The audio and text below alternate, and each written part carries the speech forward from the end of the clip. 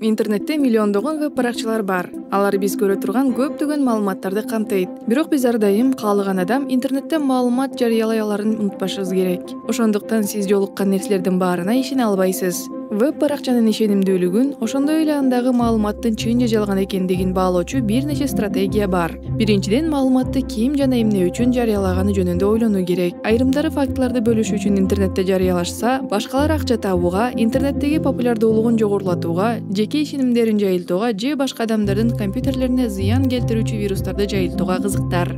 Бир жактуу булактардан алынган маалыматка ишенбеңиз. Мисалы, эгер сиз аба ырайы начарлап бараткандыктан ар бир адам шляпа сатып алышы керек деген макалага туш болсоңуз, жана бул макаланы шляпаларды саткан компания жасаган болсо, анда макала жарыялоочу бир жактуу маалыматты таратып жаткан болушу мүмкүн. Бирок мындай дайыма эле жаман нерсе эмес. Өз ойлору жана идеялары менен бөлүшүү үчүн макалаларды жарыялаган блогерлер баалуу маалыматтарды бере алышат. Бирок сиз кандайдыр бир автордун бир жактуулугун билип, качан бир нерсе пикир, качан бул факт экенин түшүнүшүңүз керек. Кийинки жол доменди текшерүү. Вебсайт жайгашкан домендин түрү сиз көрүп жаткан мазмундун түрү жөнүндө бир аз айтып бериши мүмкүн. Chekit.gov менен аяктаган вебсайттар адатта расмий мамлекеттик вебсайттар болуп саналат.